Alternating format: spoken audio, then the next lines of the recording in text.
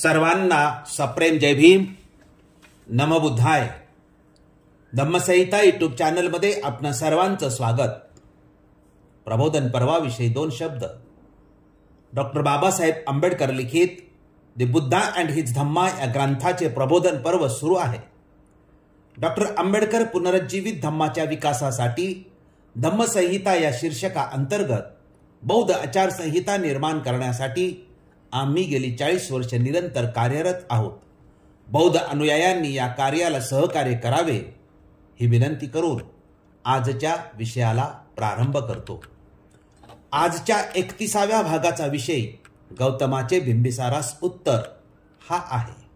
या विषयाचे स्पष्टीकरण असे की द बुद्धा अँड हिज धम्मा या ग्रंथाच्या पहिल्या खंडाच्या 2ऱ्या भागातील 3रे प्रकरण गौतमाचे बिंबिसारास उत्तर पूर्वार्ध भाग हे आहे. बाबासाहेबांनी या प्रकरणाची माहिती एकूण 46 आकड्यात दिली आहे. गौतमाचे बिंबिसारास उत्तर बाबासाहेबांनी 2 भागात दिलेले आहे.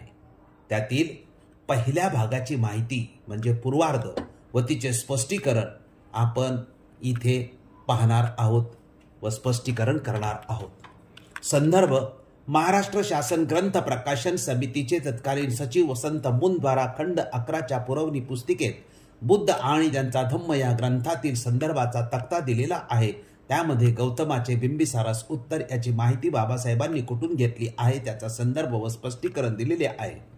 11व्या खंडाच्या या पुरवणी पुस्तिकेनुसार गौतमाचे बिंबिसारास उत्तर या प्रकरणातील संदर्भ अश्वघोषाचे बुद्ध चरित्र या ग्रंथातील सर्ग 10 मधील श्लोक नंबर 41, सर्ग 11 मधील श्लोक 1 ते 6, 8 ते 14, 17, 20, 21 ते 23, 29, 24, 25, 34 ते 43, 44 ते 52 आणि 52 ते 56 याच्या आधारे बाबासाहेब आंबेडकरांनी हे प्रकरण लिहिलेले आहे. गौतमाचे बिंबिसारास उत्तर या प्रकरणाची माहिती पुढील प्रमाणे. 1. याप्रमाणे मगध राजाने गौतमाला इंद्राप्रमाणे योग्य आणि खंबीर शब्दात उपदेश केला, परंतु तो ऐकल्यावर राजपुत्र डळमळला नाही. तो पर्वताप्रमाणे अचल राहिला. मगध राजाने याप्रमाणे उपदेश केल्यावर गौतमाने आपल्या शांत आणि स्नेहपूर्ण चेहऱ्यात बदल न करता खंबीर शब्दाने व खणखणीत वाणीने पुढील प्रमाणे उत्तर दिले. आपण जे सांगितले त्यात आपल्या दृष्टीने चमत्कारिक असे काही नाही. महाराज, सिंह हे ज्याचे राजचिन्ह आहे अशा थोर कुळात ज्या अर्थी आपण जन्मला आहात आणि ज्या अर्थी आपण आपल्या मित्रावर प्रेम करणारे आहात त्या अर्थी आपल्या एका मित्राच्या बाबतीत आपण या मार्गाचा अवलंब करावा हे अगदी स्वाभाविक आहे. दुष्ट मनाच्या माणसांच्या बाबतीत त्याच्या कुळाला योग्य असा स्नेहभाव खंडित होतो आणि विलयास जातो. फक्त चांगली माणसेच स्नेहशील कृत्यांची नवी परंपरा निर्माण करून पूर्वजापासून चालत आलेल्या मैत्रीची वाढ करतात. आपल्या मित्राचे दैव फिरले तरी त्यांच्याशी वागताना जे आपल्या वर्तनात बदल करीत नाहीत त्यांनाच मी माझ्या अंतःकरणात खरे मित्र म्हणून स्थान देतो. भाग्यशाली पुरुषाला वैभव काळ प्राप्त झाला असता त्याच्याशी कोण मैत्री करीत नाही. या जगात संपत्ती मिळवल्यानंतर आपले मित्र आणि धर्म यांच्याशी तिचा उपयोग जे करतात त्यांच्या संपत्तीलाच खरे स्थैर्य प्राप्त होते आणि शेवटी जेव्हा ती नष्ट होते तेव्हा ती दुःख निर्माण करीत नाही. महाराज, माझ्याविषयीच्या आपल्या सूचनेला शुद्ध औदार्य आणि मित्रत्व यांची प्रेरणा आहे. मी आपल्याला नम्रतेने आणि दृढमित्र भावाने भेटेन. मी माझ्या उत्तरात दुसऱ्या कशाचाही उच्चार करणार नाही. मला ह्या ऐहिक वस्तूंची जितकी भीती वाटते तितकी सर्पाची, आकाशातून होणाऱ्या वज्रघाताची किंवा वाऱ्याने भडकणाऱ्या ज्वालांचीही वाटत नाही. आपल्या आनंदाची आणि आपल्या संपत्तीची लूटमार करणारी ही क्षणभंगूर सुखे जगभर भ्रामक कल्पनाप्रमाणे निरर्थक तरंगत असतात. त्यांची नुसती आशा केली तरीही माणसांची मने ती मोहून टाकतात आणि त्यांच्या अंतःकरणात त्यांनी जर घर केले तर ती त्यांना अधिकच मोहून टाकतात. सुखाला बळी पडलेल्यांना देवाच्या स्वर्गात देखील आनंद मिळत नाही आणि मानवाच्या जगात तर आनंद मुळीच मिळत नाही. वाऱ्याचा मित्र असलेला अग्नी ज्याप्रमाणे कितीही इंधन मिळाले तरी संतुष्ट होत नाही, त्याप्रमाणे जो तृष्णार्थ आहे त्याला कितीही सुखे मिळाली तरी तो तृप्त होत नाही. या जगात सुखासारखी दुसरी आपत्ती नाही. लोक भ्रमामुळे सुखासक्त होतात. सत्य म्हणजे काय हे समजले आणि सत्याची भीती वाटू लागली तर कोणता शहाणा माणूस स्वतःहून असत्याची इच्छा धरेल. समुद्रांनी वेढलेली पृथ्वी ताब्यात घेतल्यावर राजे लोकांना त्या महासागराची दुसरी बाजूही जिंकण्याची इच्छा होते. सागराला मिळणाऱ्या पाण्याने तो कधी तृप्त होत नाही. तद्वतच कितीही सुखे मिळाली तरी मानवजात तृप्त होत नाही. मंधत्र्याला आकाशातून सुवर्णमय पर्जन्यवृष्टी लाभली. त्याने सर्व खंड जिंकले व शक्राचे देखील अर्धे राज्य पादाक्रांत केले, तरीही त्याची ऐहिक विषयाची आसक्ती कमी झाली नव्हती. इंद्र जेव्हा वृत्राच्या भयाने लपून बसला होता तेव्हा जरी स्वर्गातील देवांच्या राज्याचा नहुशाने उपभोग घेतला आणि आपल्या गर्विष्ठपणामुळे जरी त्याने आपली शिबिका मोठमोठ्या ऋषींना वाहावयास लावली तरीही तो संतुष्ट झाला नव्हता. इतर उद्दिष्टे साध्य करण्यासाठी ज्यांनी आपले जीवन अर्पण केले, चिंध्या हेच ज्यांचे कपडे होते, कंदमुळे फळे आणि हेच ज्यांचे अन्न होते, आणि सर्पाप्रमाणे लांब आणि पिळलेल्या जटा ज्यांनी धारण केल्या होत्या, अशा ऋषी मुनींना देखील ज्याने जिंकले त्या या सुख नामक शत्रूसाठी कोण प्रयत्न करेल. सुखासाठीचे धडपडत आहेत आणि ऐहिक साध्याच्या जे पाठीस लागले आहेत त्यांच्या दुःखाविषयी आत्मसंयमी लोक जेव्हा ऐकतात तेव्हा सुखाचा त्याग करणे हेच त्यांना योग्य वाटते. सुखप्राप्तीतील यश म्हणजेच सुखी माणसावरील विपत्ती समजली पाहिजे. कारण त्याने इच्छिलेली सुखे त्याला मिळाली म्हणजे तो उन्मत्त होतो. उन्मत्तपणामुळे जे करू नये ते तो करतो व जे करावे ते तो करीत नाही, आणि अशा रीतीने तो दुखावला गेला म्हणजे त्याचा शेवट अधापतात होतो. कष्ट करून मिळवून ठेवलेली, तुम्हाला फसवून जिथून आली तिथे परत जाणारी व काही काळापुरती उसनी घेतलेली ही सुखे, या सुखात कोणता आत्मसंयमी मनुष्य तो जर शहाणा असेल तर रममान होईल. ज्यांचा शोध करून ती प्राप्त करीत असताना तुमच्या वासना भडकतात, अशा गवताच्या चुडीप्रमाणे असलेल्या सुखात कोणत्या आत्मसंयमी माणसाला समाधान लाभेल. जी सुखे दूर भिरकावून दिलेल्या मांसाच्या तुकड्याप्रमाणे आहेत आणि जी राजे लोकांकडून उपभोगली गेल्यामुळे विपत्ती निर्माण करतात, अशा सुखात कोणत्या आत्मसंयमी माणसाला समाधान लाभेल. ज्या सुखात रममान होणाऱ्या माणसावर अनेक बाजूंनी संकटे कोसळतात आणि जी वासनाप्रमाणे विनाशकारी आहेत, अशा या सुखात कोणत्या आत्मसंयमी माणसाला समाधान लाभेल. ज्यांच्या अंतःकरणाचा या सुखांनी चावा घेतला आहे अशा आत्मसंयमी पुरुषाचाही नाश होतो. त्यांना आनंद मिळत नाही. संतापलेल्या क्रूर सर्पाप्रमाणे असलेल्या या सुखामध्ये कोणत्या आत्मसंयमी माणसाला समाधान लाभेल. हाडचगळीत उपाशी मरणाऱ्या कुत्र्याप्रमाणे जरी त्या सुखांचा उपभोग माणसांनी घेतला तरी त्याचे समाधान होत नाही. मेलेल्या हाडांच्या सापळ्याप्रमाणे असलेल्या ह्या सुखामध्ये कोणत्या आत्मसंयमी माणसाला समाधान लाभेल. अशा सुखांच्या आसक्तीमुळे ज्यांची बुद्धी आंधळी झाली आहे, जो कपाळ करंटा सुखोपभोगाच्या आशेचा दरिद्री गुलाम आहे, त्याने या जीवनसृष्टीत मृत्यूचे दुःख भोगावे हेच योग्य होय. गाण्यावर लुब्ध होऊन हरणी स्वतःचा नाश ओढवून घेतात. तेजावर भाळून पतंग अग्नीत झेप घेतात. आमिषाला भुलून मासा लोखंडाचा गळ गिळतो. म्हणून ऐहिक सुखे अंती दुःख निर्माण करतात. सुख म्हणजे उपभोग असे सर्वसाधारणपणे मानले जाते. कसोटीला लागल्यास त्यापैकी एकही उपभोगण्याच्या योग्यतेचे आहे असे आढळत नाही. सुंदर वस्त्रे आणि इतर सुखे म्हणजे पदार्थाचे केवळ सोबती होत. दुःखावरील उपाय एवढेच त्यांचे महत्त्व मानले पाहिजे. तहान भागवण्यासाठी पिण्याची आवश्यकता असते, त्याचप्रमाणे भूक शमविण्यासाठी अन्न पाहिजे असते. वारा, ऊन आणि पाऊस यांच्या निवारणासाठी घर हवे असते आणि आपली नग्नता झाकण्यासाठी व थंडी वाऱ्यापासून संरक्षण करण्यासाठी कपड्यांची आवश्यकता असते. याचप्रमाणे झोपेची गुंगी घालवण्यासाठी बिछाना असतो, प्रवासाचा क्षीण होऊ नये म्हणून वाहन असते, उभे राहण्याचा त्रास कमी करण्यासाठी आसन असते, तसेच शरीराची शुद्धी, आरोग्य आणि शक्ती यांच्यासाठी स्थान हे एक साधन असते. म्हणून बाह्य वस्तू म्हणजे मानवाच्या दुःख निवारणाची साधने होत, ते आनंदाच्या उपभोगाचे मार्ग नव्हेत.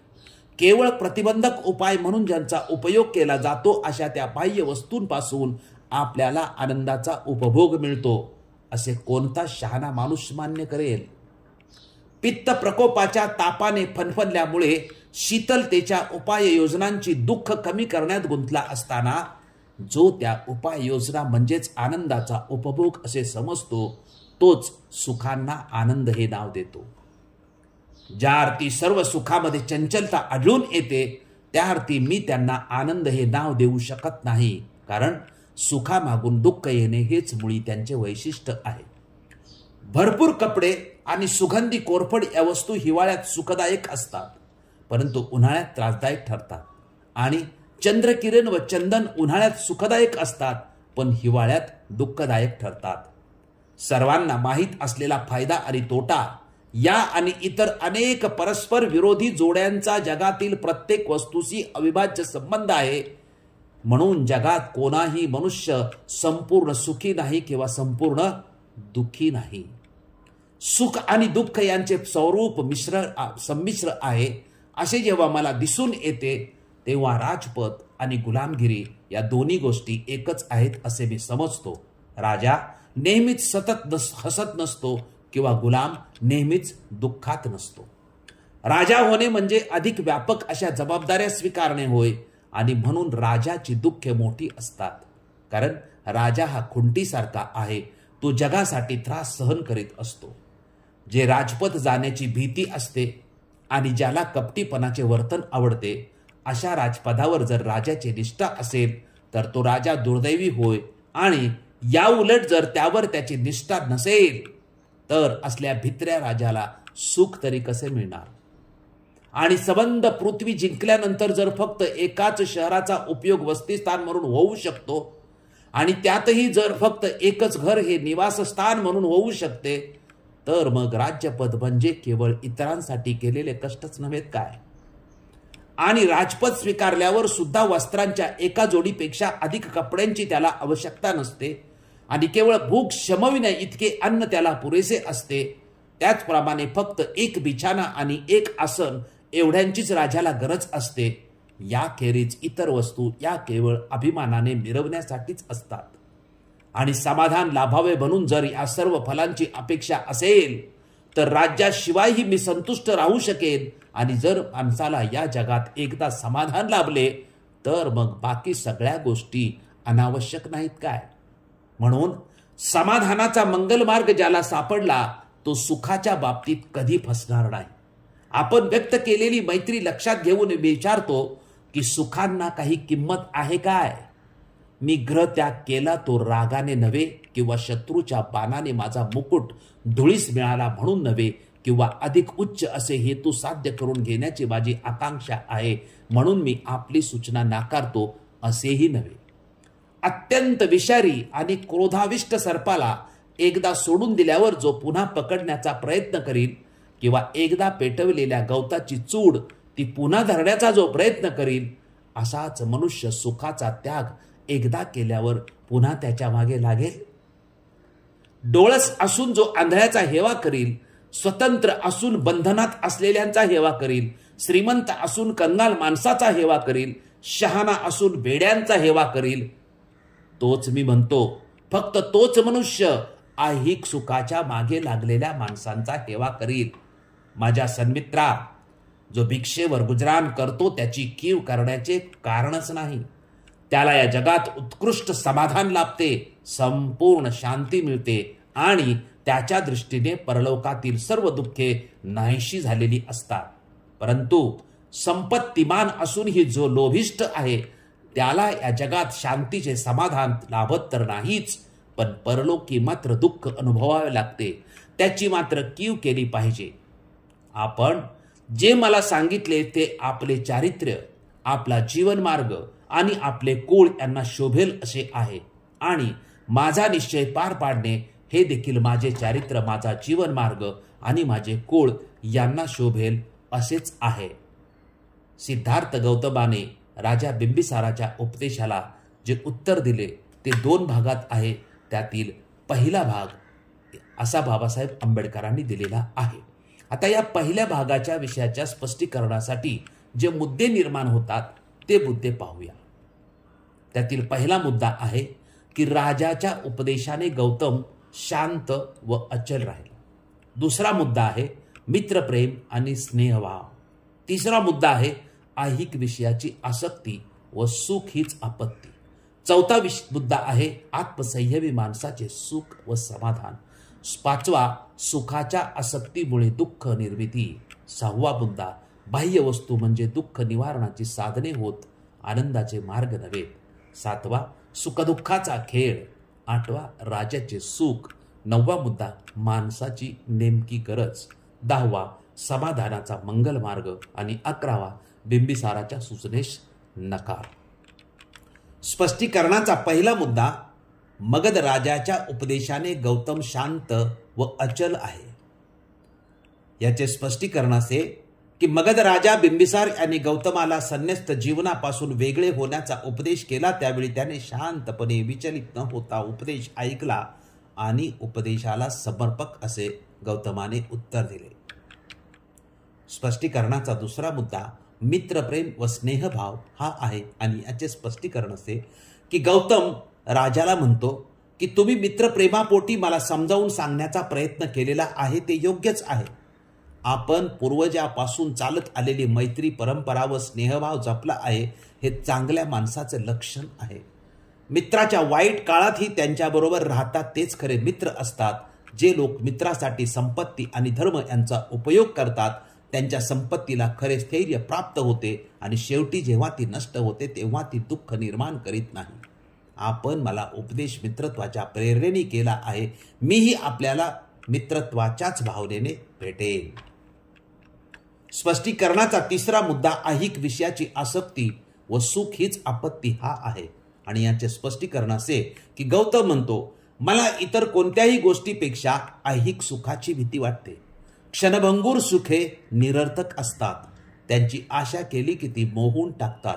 सुखाला बळी पडलेल्यांना देवाच्या स्वर्गात आणि मानवाच्या जगात आनंद मिळत नाही, कारण कितीही सुखे मिळाली तरी तो तृप्त होत नाही. या जगात सुख हीच आपत्ती आहे. म्हणून सत्य म्हणजे काय हे समजून घेतले पाहिजे.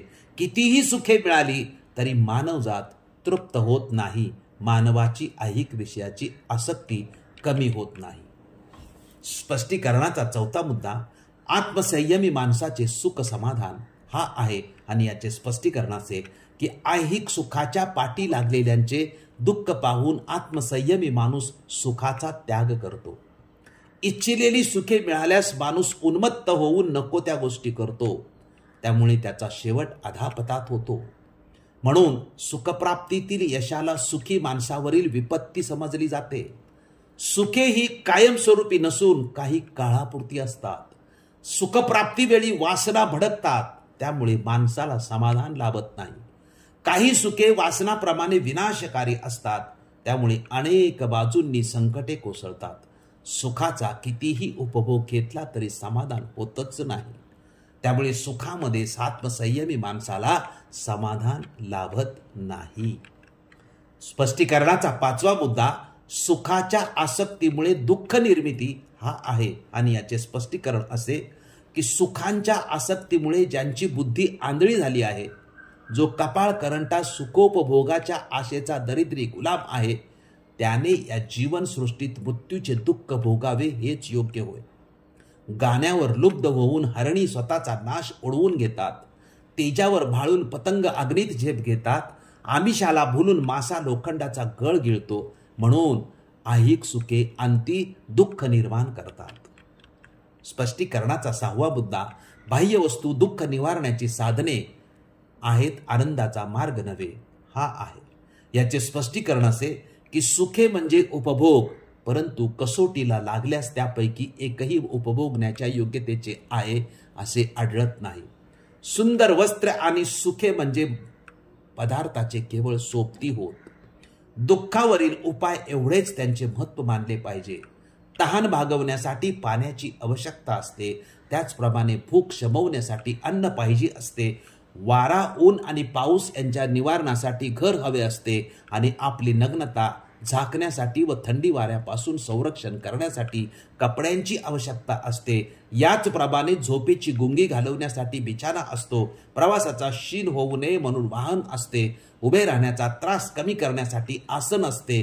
तसेच शरीराची शुद्धी, आरोग्य आणि शक्ती यांच्यासाठी स्थान हे एक साधन असते. म्हणून बाह्य वस्तू म्हणजे मानवाच्या दुःख निवारणाची साधने होत, ते आनंदाच्या उपभोगाचे मार्ग नव्हेत, केवळ प्रतिबंधक उपाय म्हणून ज्यांचा उपयोग केला जातो. स्पष्टीकरणाचा 7वा मुद्दा म्हणजे सुखदुःखाचा खेळ हा आहे आणि याचे स्पष्टीकरण असे की जो दुःख कमी करण्याच्या उपाययोजनांना आनंदाचा उपभोग असे समजतो, तोच सुखांना आनंद हे नाव देतो. ज्यार्थी सर्व सुखांमध्ये चंचलता आढळून येते, त्यार्थी मी त्यांना आनंद हे नाव देऊ शकत नाही, कारण सुखामागून दुःख येणे हेच मुळी त्यांचे वैशिष्ट्य आहे. भरपूर कपडे आणि सुगंधी कोरफड या वस्तू हिवाळ्यात सुखदायक असतात, परंतु उन्हाळ्यात त्रासदायक ठरतात. आणि चंद्रकिरण व चंदन उन्हाळ्यात सुखदायक असतात, पण हिवाळ्यात दुःखदायक ठरतात. जगात कोणाही मनुष्य संपूर्ण सुखी नाही किंवा संपूर्ण दुःखी नाही. सुख आणि दुःख यांचे स्वरूप संमिश्र आहे. राजपद आणि गुलामगिरी या दोन्ही गोष्टी एकच आहेत असे मी समजतो. राजा नेहमीच हसत नसतो किंवा गुलाम नेहमीच दुःखात नसतो. स्पष्टीकरणाचा 8वा मुद्दा राजाचे सुख हा आहे आणि याचे स्पष्टीकरण असे की राजाची दुःखे मोठी असतात, कारण तो जगासाठी त्रास सहन करीत असतो. स्पष्टीकरणाचा 9वा मुद्दा माणसांची गरज हा आहे आणि याचे स्पष्टीकरण असे की संबंध पृथ्वी जिंकल्यावर जर फक्त एकाच शहराचा उपयोग वसतिस्थान म्हणून होऊ शकतो आणि त्यातही जर फक्त एकच घर हे निवासस्थान म्हणून होऊ शकते, तर मग राज्यपद म्हणजे केवळ इतरांसाठी केलेले कष्टच नव्हेत काय? आणि राजपद स्वीकारल्यावर सुद्धा वस्त्रांच्या एका जोडीपेक्षा अधिक कपड्यांची त्याला आवश्यकता नसते आणि केवळ भूक शमवण्या इतके अन्न त्याला पुरेसे असते. त्याचप्रमाणे फक्त एक बिछाना आणि एक आसन एवढ्यांचीच राजाला गरज असते. याखेरीज इतर वस्तू या केवळ अभिमानाने मिळवण्यासाठी असतात. स्पष्टीकरणाचा 10वा मुद्दा समाधानाचा मंगल मार्ग हा आहे आणि याचे स्पष्टीकरण असे की माणसाला या जगात एकदा समाधान लाभले तर मग बाकी सगळ्या गोष्टी अनावश्यक आहेत. म्हणून समाधानाचा मंगल मार्ग ज्याला सापडला तो सुखाच्या बाबतीत कधीही फसणार नाही. स्पष्टीकरणाचा 11वा मुद्दा बिंबिसाराच्या